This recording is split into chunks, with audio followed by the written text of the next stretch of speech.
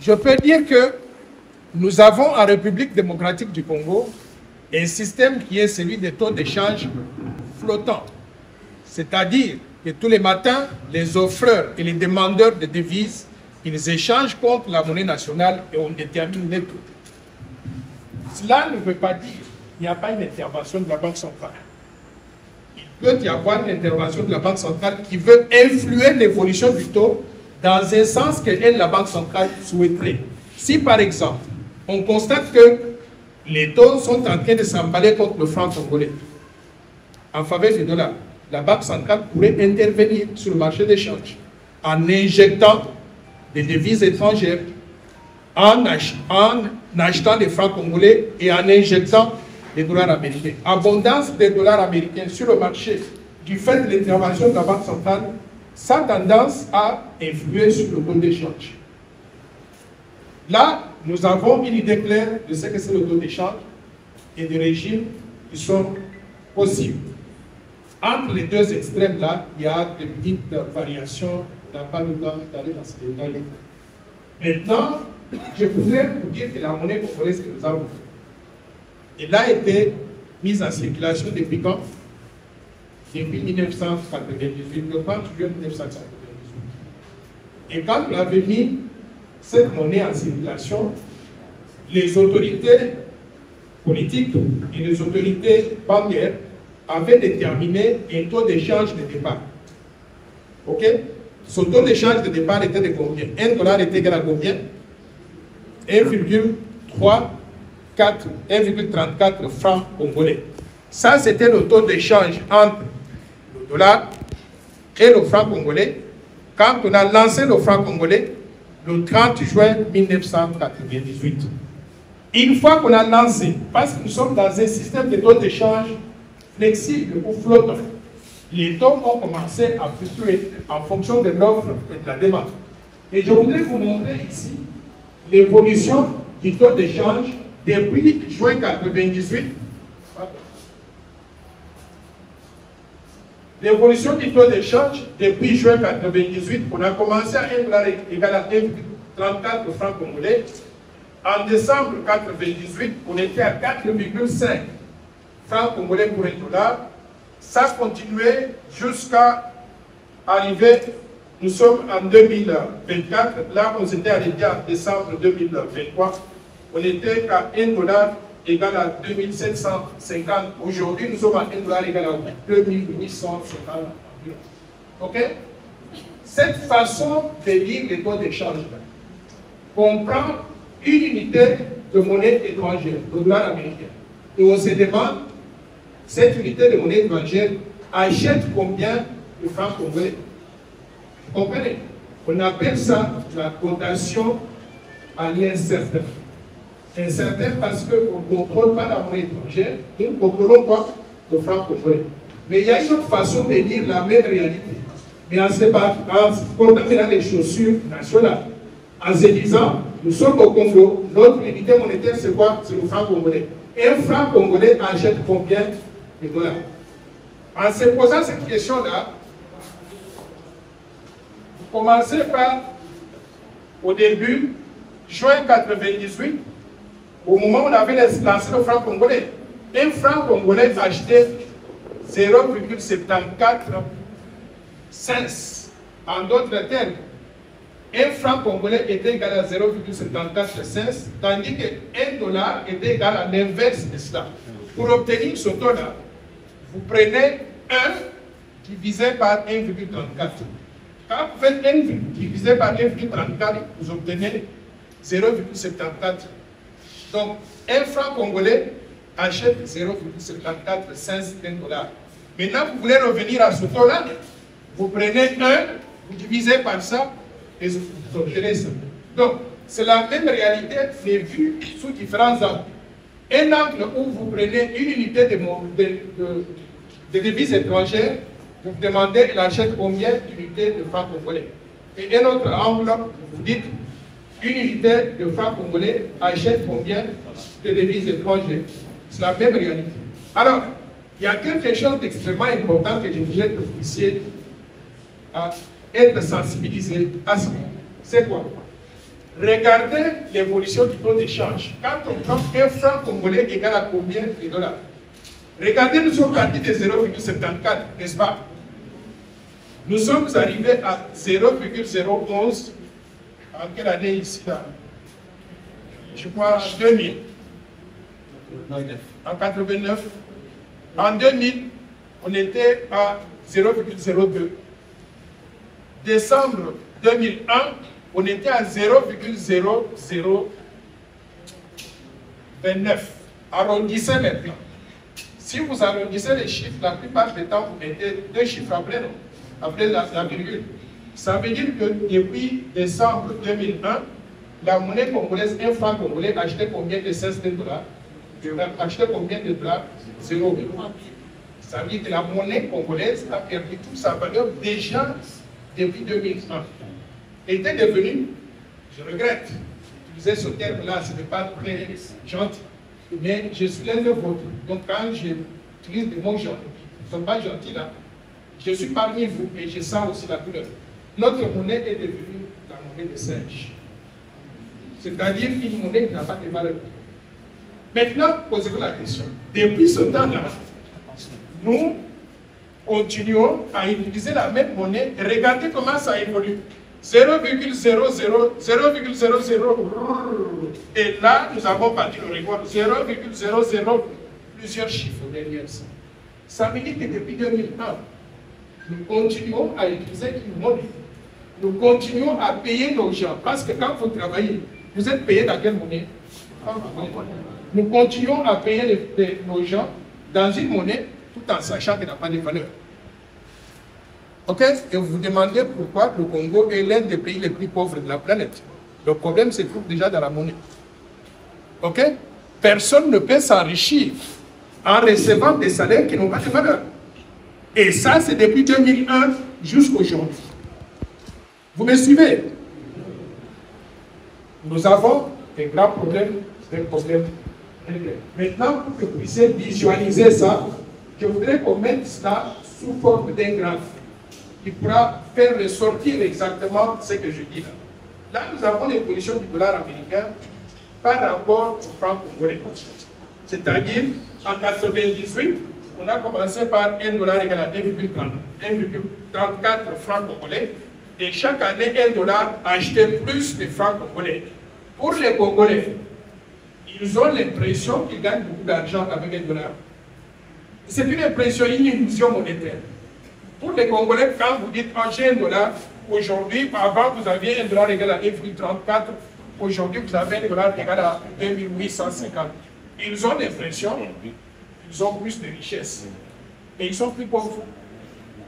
Ils sont plus pauvres parce que en ayant tous ces billets-là de francs congolais dans leurs mains, ça ne vaut rien, ça leur donne aucun pouvoir d'achat. Vous comprenez l'illusion monétaire, c'est ce que ça veut dire. Maintenant, pour que vous puissiez maintenant, en tant que Congolais, réaliser que, en réalité, notre monnaie nous ronge, nous colle au sol. Je voudrais qu'on projette un autre graphe, qui est le même graphe là, mais expliqué différemment. Au lieu de 1 dollar égal à combien de francs congolais, je vous mets maintenant 1 franc congolais égal à combien de dollars. Regardez, on a commencé à 1 franc congolais égal à 0,74 dollars. C'est descendu jusqu'en 2001, on était littéralement au niveau de 0. Vous vous rappelez là où on a fait 0,00, n'est-ce pas? Maintenant, depuis ce temps-là, nous sommes cloués au sol. 1 franc congolais achète combien de dollars? 0 dollars. Depuis 2001, nous sommes cloués au niveau 0 jusqu'à présent. Est-ce que vous me suivez? Ce que ça veut dire, c'est que notre monnaie, c'est la monnaie des singes. Maintenant, le thème de notre conférence, c'est quoi? L'impact des conditions du taux d'échange sur le pouvoir d'achat. Les gens sont payés dans quelle monnaie? Franc congolais. On vous paye dans une monnaie qui ne conserve pas de valeur. Quel est l'impact sur le pouvoir d'achat? Mais c'est une évolution plus que négative. N'est-ce pas? C'est pour cela que vous trouvez des gens qui travaillent du matin au soir, qui travaillent dur, qui sont des citoyens honnêtes et qui gagnent leur salaire à la sueur de leur front. Mais quand ils rentrent à la maison, là, ils sont incapables de payer le loyer, de nourrir la famille, d'acheter des habits. Ils sont même incapables de payer le transport. le pouvoir d'achat de la population, l'élément numéro 1 qui a tué notre pouvoir d'achat, c'est la monnaie. Nous sommes d'accord? L'impact est très négatif à cause de l'évolution du taux d'échange. Maintenant, pourquoi est-ce que l'impact est négatif? Les biens et services que nous achetons, nous consommons, ils proviennent de l'importation. On importe ces biens-là de l'extérieur. Les salaires des gens sont payés en francs congolais. Quand on importe les biens qui viennent de l'extérieur, on a dépensé les dollars, n'est-ce pas? Et quand on vient facturer les biens pour récupérer l'argent qu'on avait dépensé pour les importer, qu'est-ce qui arrive? On facture en fonction du taux d'échange, du prix qu'on a payé pour importer ces biens-là. Donc, les prix augmentent, l'inflation est galopante. Et la population subit des conséquences. Pourquoi? Parce que son pouvoir d'achat est lié non seulement à la dépréciation monétaire, mais aussi est lié à la valeur des biens qu'on importe et qu'on doit consommer localement. Par conséquent, l'évolution des taux d'échange sur le pouvoir d'achat de la population est très négative. Maintenant, quelle est la conséquence de tout ça? Vous avez vu que le franc congolais perdait des valeurs, n'est-ce pas? Et vous avez vu que le dollar s'appréciait. La population congolaise, est-ce qu'elle est bête? Elle n'est pas bête. Maintenant, on vous dit que vous devez épargner de l'argent. Quand on vous paye le salaire, vous dépensez un peu, vous devez garder un peu d'argent. Qui va garder son argent en francs congolais? Et qui va garder son argent en dollars? C'est ce phénomène-là qu'on appelle la dollarisation de l'économie. Le public rejette sa propre monnaie, embrasse une monnaie étrangère. Conséquence, aujourd'hui, 94%, 96% de dépôts. 96% des dépôts bancaires sont en dollars américains. Seulement 4% des dépôts bancaires sont en francs congolais. Pourquoi? Parce que la population congolaise, sans qu'on la force, elle a rejeté sa propre monnaie. Malgré le fait que la constitution de la RDC dit en son article 150 que le franc congolais est l'unité monétaire de la République.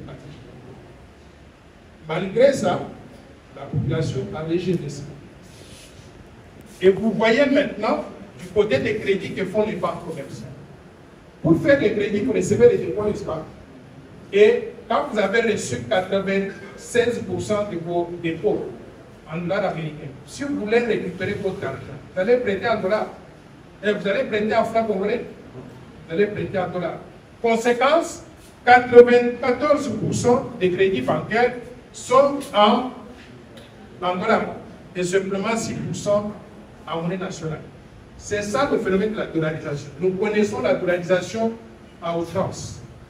Maintenant, je vais vous poser une question. Qui pense que la dollarisation, c'est une bonne chose pour le pays? N'ayez pas honte. Qui pense que la dollarisation, c'est une bonne chose pour le pays? Et qui pense que la dollarisation est une mauvaise chose pour le pays? Ne soyez pas neutre. Bon, qui peut me dire pourquoi la dollarisation est une mauvaise chose pour le pays? Monsieur. Je dirais que la dollarisation est une mauvaise chose pour le pays parce que nous perdons notre indépendance financière. Parce que nous perdons notre indépendance. La souveraineté nationale, les fonds commises, utilise une monnaie étrangère. Pourquoi? Parce que la monnaie, c'est l'un des attributs de la souveraineté nationale. Quand vous ne pouvez plus émettre la monnaie sur votre territoire, ça veut dire que c'est lui qui émet la monnaie qui chez vous là. Il peut vous dicter qui doit vous diriger. Vous avez compris?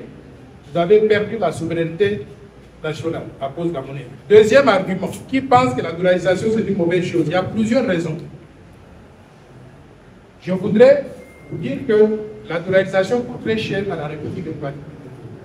Quand vous avez un billet de 1 $, ce billet-là, on l'a obtenu comment? On a pris un papier, on a coupé ce papier-là, on a dessiné des choses dessus, de la couleur verte là, on a mis dans une photocopieuse, pardon. On a mis dans une photocopieuse, on a photocopié, on a appelé ça $. C'est signé par le secrétaire du Trésor américain, on a appelé ça $. Mais le coût de fabrication de ce petit billet, c'est simplement un petit papier, plus les couleurs là, plus la signature. Le coût de fabrication, c'est d'environ 10 cents. Dans $1, il y a 100 cents. Mais le coût de fabrication, c'est à peu près 10%, 10 cents. La différence entre la valeur faciale du billet de 100 cents ou de $1 et les 10 cents de coût de fabrication, cette différence de 90 cents là, on appelle ça en termes techniques les revenus de seigneuriage. Ça veut dire les bénéfices que se fait le fabricant du dollar. OK? Maintenant, je vous pose la question. Nous avons notre banque centrale, la banque centrale du Congo. À qui revient le bénéfice du dollar qui circule en République démocratique du Congo? À qui? Hein? À la Banque centrale américaine. Donc, nous avons perdu la souveraineté. La Banque centrale américaine gagne 90 cents de bénéfices sur chaque dollar que vous et moi nous utilisons. Tous les dollars qui circulent ici, là, nous perdons l'argent. La RDC perd de l'argent, c'est transféré aux États-Unis subtilement. Et faites la sommation de tous les dollars qui circulent en RDC. Et multipliez chaque billet là, pour les billets de $1. Chaque billet là, par 90 cents, vous allez déterminer combien de bénéfices les Américains se font sur la RDC. Sur les billets de $100, le bénéfice est même plus grand. C'est-à-dire $100, parce que le coût de fabrication, c'est toujours à peu près 10 cents. Le bénéfice sur le billet de $100 est de 99,90 cents. Multipliez maintenant par les billets, par le nombre de billets qui circulent en RDC. Vous allez déterminer combien d'argent les Américains gagnent sur la RDC et combien d'argent les Congolais de la RDC perdent. Mais nous sommes un pays naïf, un pays qui fonctionne à perte. Est-ce que vous me suivez? Nous perdons beaucoup d'argent. Ça, c'est le deuxième inconvénient de la dollarisation. Mais il y a un troisième inconvénient aussi. C'est lequel? C'est que quand on a une banque centrale, on conduit ce qu'on appelle la politique monétaire. Vous savez ce que c'est la politique monétaire? La politique monétaire, c'est que la banque centrale, je simplifie pour les raisons de compréhension, c'est que la banque centrale gère la liquidité dans l'économie. Quand elle trouve qu'il n'y a pas assez de francs congolais, elle imprime des francs congolais et met en circulation. Quand elle trouve qu'il y a trop de francs congolais, elle soutire ça par des mécanismes divers. Les mains de bons du trésor que les gens achètent, ainsi de suite. Maintenant, parce que vous avez les dollars, qui sont en majorité la monnaie qui circule dans le pays, est-ce que la Banque centrale du Congo a la capacité de mettre des dollars? Elle fabrique des dollars. Elle ne peut pas fabriquer des dollars. Donc, la capacité de la Banque centrale à concevoir et mettre en œuvre la politique monétaire est réduite. Vous comprenez? Nous sommes maintenant un pays qui n'a pas de politique monétaire, qui ne peut pas avoir une politique monétaire nationale indépendante, qui ne peut pas faire ce qu'elle veut pour orienter les taux d'échange, ou pour orienter les prix, ou pour atteindre d'autres objectifs économiques. Vous me suivez? Ça, c'est un autre inconvénient de la dollarisation. Il y en a plusieurs.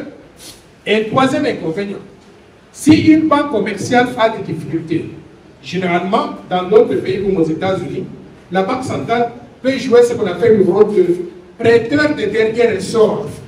C'est-à-dire, prêteur de dernier ressort, la banque a des difficultés, comme à Freeland Bank l'année dernière, il y a 2 ans. Elle a des difficultés, la Banque centrale peut imprimer de l'argent, donner à Freeland pour la sauver. Mais quand vous avez une monnaie étrangère, vous ne pouvez pas imprimer l'argent comme vous voulez, sauf à utiliser les réserves que vous avez, qui sont d'ailleurs très limitées. Par conséquent, le rôle de la Banque centrale d'être le prêteur de dernier ressort est réduit. Je voudrais simplifier pour vous amener à un rôle beaucoup plus émotionnel. C'est la fierté nationale. Vous dites Congolais, n'est-ce pas? Vous avez des amis qui sont en Belgique, en France, et qui viennent ici, au Congo, pour rendre visite, des amis américains ou belges. Mais un ami américain ou belge, ou français, ou japonais ou chinois, qui débarque à l'aéroport d'Indy, et il est venu avec la monnaie de chez lui, il voudrait avoir la monnaie de chez vous pour faire des petites courses, pour faire des petites transactions. Il arrive au bureau d'échange, il demande la monnaie nationale et on lui donne le dollar. Comment vous vous sentez, vous Congolais? Vous avez perdu la fierté nationale. Vous n'avez aucune valeur par rapport à ceux qui viennent pour rendre visite là. Donc, la dollarisation nous a enlevé cette fierté d'être congolais, cette fierté nationale. Vous êtes d'accord avec moi? Mesdames et messieurs, je voudrais vous dire, la dollarisation, elle est mauvaise pour toutes ces raisons que j'ai énumérées. On doit la combattre frontalement, on doit y mettre fin pour que nous puissions rétablir le franc congolais dans son rôle constitutionnel de seule monnaie ayant cours légal sur l'étendue du territoire national, pour que nous puissions récupérer tous ces avantages perdus que je viens d'énumérer. Est-ce que vous êtes d'accord avec moi? Oui. Donc, maintenant, quelles sont les voies d'avenir pour arriver à mettre fin à la dollarisation? Pour que nous puissions redonner aux francs congolais la valeur qui lui revient. Ce que nous devons faire, c'est exactement le contraire de ce que nous avons fait jusqu'à présent pour arriver à la dollarisation. Qu'est-ce que nous avons fait pour arriver à la dollarisation? Première chose, nous avons manqué de discipline budgétaire. Manquer de discipline budgétaire, ça veut dire, quand on a des politiques économiques, à la fin de chaque année, on dit oh, le budget de la RDC est de 16 milliards. Quand on dit budget, ça veut dire quoi? Ça veut dire qu'il y a des recettes publiques de 16 milliards et de l'autre côté, on prévoit aussi faire des dépenses publiques de 16 milliards. Mais si vous n'arrivez pas à réaliser les recettes publiques de 16 milliards, vous arrivez à réaliser par exemple 8 milliards de recettes publiques. Logiquement, qu'est-ce que vous devriez faire avec les dépenses que vous avez prévues au début de l'année? Vous devriez faire ce qu'on appelle un budget rectificatif, réduire le niveau de dépenses. Mais la plupart des temps, nous sommes coincés. Pourquoi? Parce que ces dépenses-là sont embourbées dans des promesses électorales. On a promis beaucoup de choses qu'on doit faire, que pour dire par exemple aux gens qu'on va supprimer tel projet qu'on avait promis de mettre en œuvre. Je donne juste un exemple extrême. Ce n'est pas ça qui va arriver. Imaginez par exemple si vous dites aujourd'hui, ah, on n'a pas d'argent qu'on va mettre au programme de développement de 145 territoires. Vous croyez que la population sera contente? Elle ne sera pas contente. Par conséquent, à cause des promesses électorales, on ne peut pas arriver à mettre fin à certains projets en cours d'exercice budgétaire. Ce qu'on devrait faire, c'est réduire ce taux de dépenses. Mais parce qu'on ne peut pas réduire, quelles sont les alternatives qui restent? Il y a trois façons de pouvoir faire face à un déficit budgétaire grandiose comme celui-là. La première alternative, c'est de regarder dans les réserves en devises que nous avons dans le pays. Nous avons 5,5 milliards de dollars de réserves. Ces 5,5 milliards de réserves pour l'autre de la rue, ça semble être beaucoup d'argent, mais ce n'est pas beaucoup d'argent. Ça représente à peine 2,8% ou 2,8 mois de couverture des importations. La règle qu'utilisent les institutions internationales pour qu'un pays dise qu'il a suffisamment de réserves, c'est une couverture de 3 mois d'importation. Nous sommes à 2,8 mois de couverture d'importation. Ça veut dire qu'on n'a pas assez de réserves.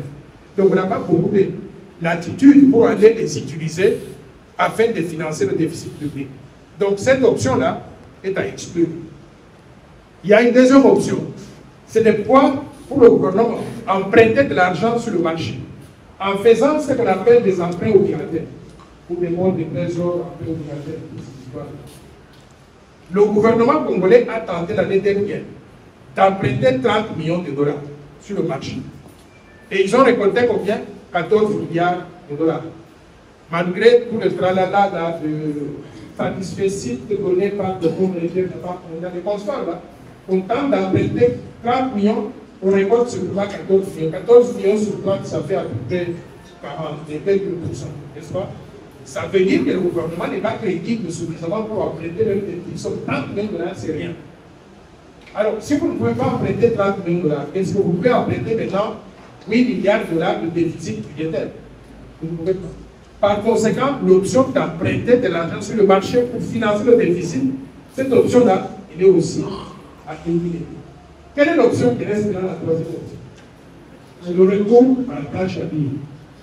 Le recours à la planche à billets, vous dites que vous avez votre banque centrale, vous allumez la petite machine là, elle commence à tourner toute la nuit, elle fabrique de nouveaux billets de francs congolais que vous allez retrouver chez Mergo. Vous connaissez Mergo? C'est un bureau de charge là.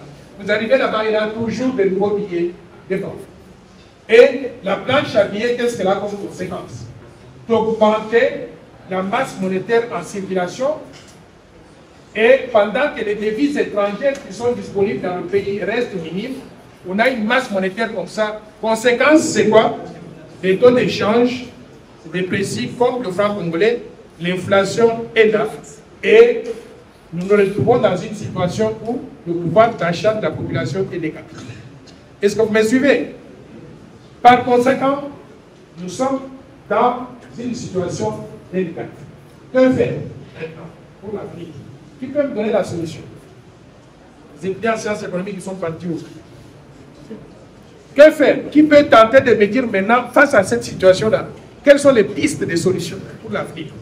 Et nous allons conclure par là avant d'ouvrir les débats. Que faire? Je pense que face à cette situation, il faudrait essayer de concilier la politique monétaire à la politique budgétaire.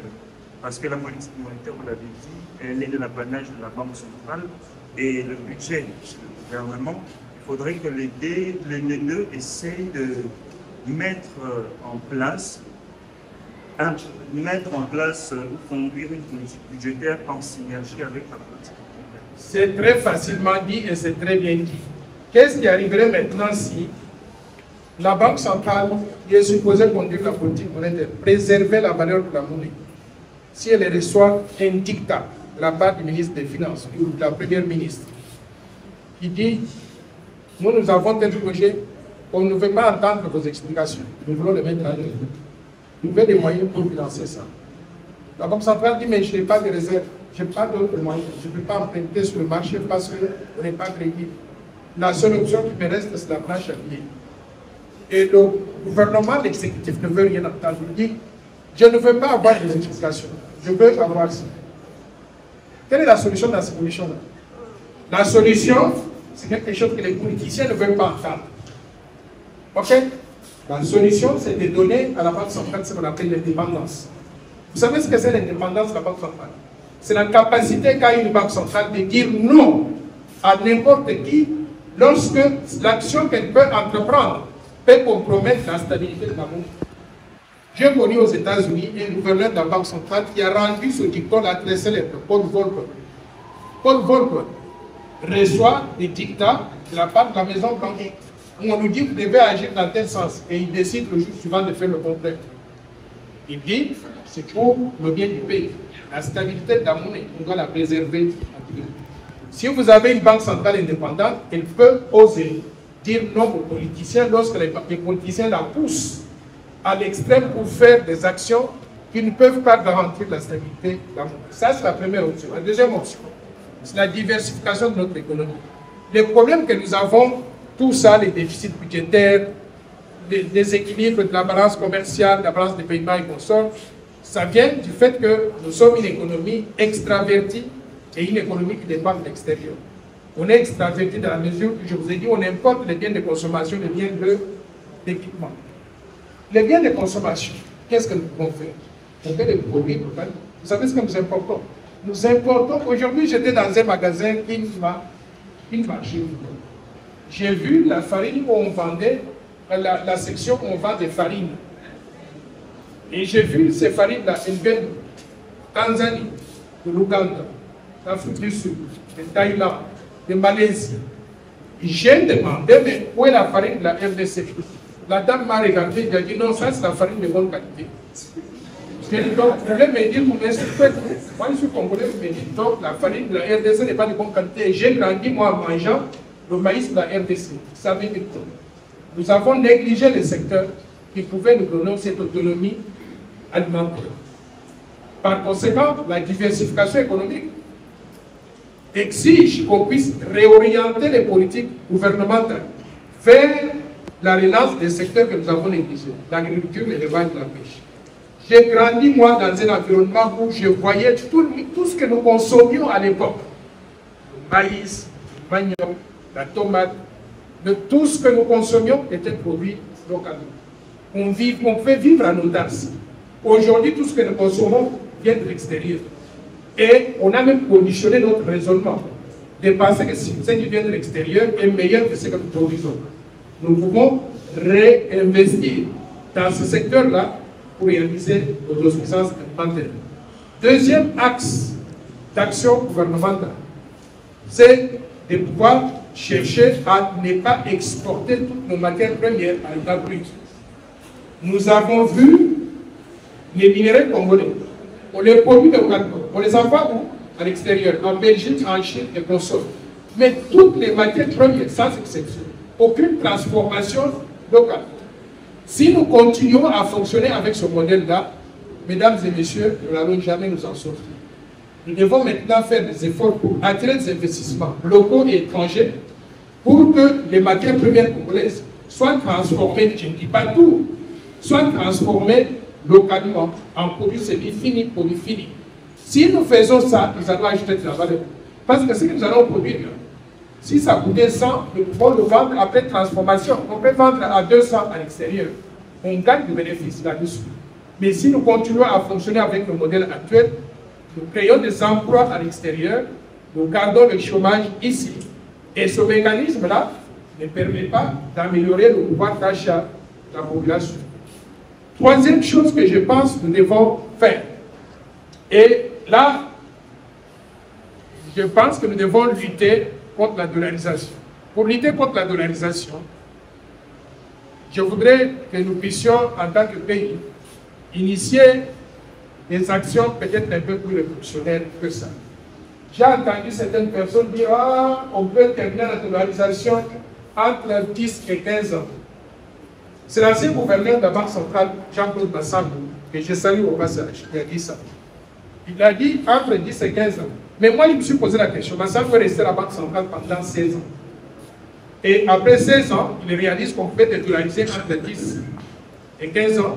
Et vous rappelez les tableaux qu'il nous a donnés de 1998.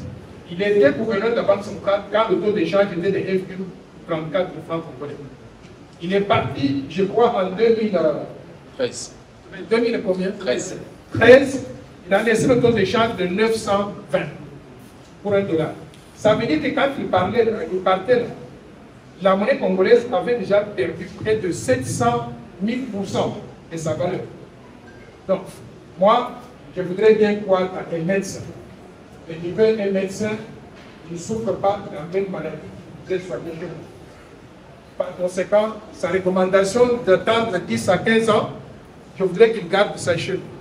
Moi, je peux vous dire que si nous mettons un programme bien articulé en œuvre, nous devons faire la dollarisation en RDC en l'espace de 3 ans. Nous pouvons faire ça. Et comment nous allons faire? Ah, il y a une portion, je ne peux pas vous donner la médecine. Mais nous pouvons mettre fin à cela sur une période donc de 3 ans pour que nos francs congolais regagnent le poids de la bête et redeviennent la monnaie qui réponde à cette exigence constitutionnelle qui dit que le franc congolais est la seule monnaie ayant cours légal sur l'étendue du territoire national. Mesdames et messieurs, vous arrivez à la fin de cette présentation, je vais m'offrir à vous les questions-réponses. N'hésitez pas à attaquer une portion ou la totalité de ce que je dis. Si vous avez d'autres idées, je suis prêt à vous écouter. Je vous remercie. Oui, effectivement, on vient de terminer la conférence organisée par la faculté de sciences sociales, politiques administratives, mais aussi la faculté des sciences économiques et de gestion de l'ULK. Conférence qui a connu une forte mobilisation. Mes impressions sont très bonnes. Ça montre très clairement que les étudiants de cette université d'abord sont très bien formés, qu'ils ont compris le sujet, le thème qui a été débattu. Le thème était l'impact de l'évolution des taux d'échange sur le pouvoir d'achat de la population congolaise. Nous avons parlé de la monnaie, nous avons parlé de l'évolution du taux d'échange, nous avons parlé du contexte de la dollarisation et nous avons montré combien cette évolution impacte le vivre de chacun de nous en tant que Congolais, le pouvoir d'achat donc de la population. Et nous avons donné aussi quelques pistes de solutions. À travers les questions qui ont été soulevées par les étudiants, je n'ai pas de doute qu'ils ont compris de quoi il s'agit. Et ce sont des citoyens, de bons citoyens, qui veulent le bien pour leur pays et qui n'attendent que certaines actions de la part des autorités publiques, mais aussi des actions de la part de la Banque centrale du Congo pour qu'on puisse avoir une monnaie stable qui garantisse un pouvoir d'achat stable à la population congolaise. Donc, mes impressions sont très bonnes.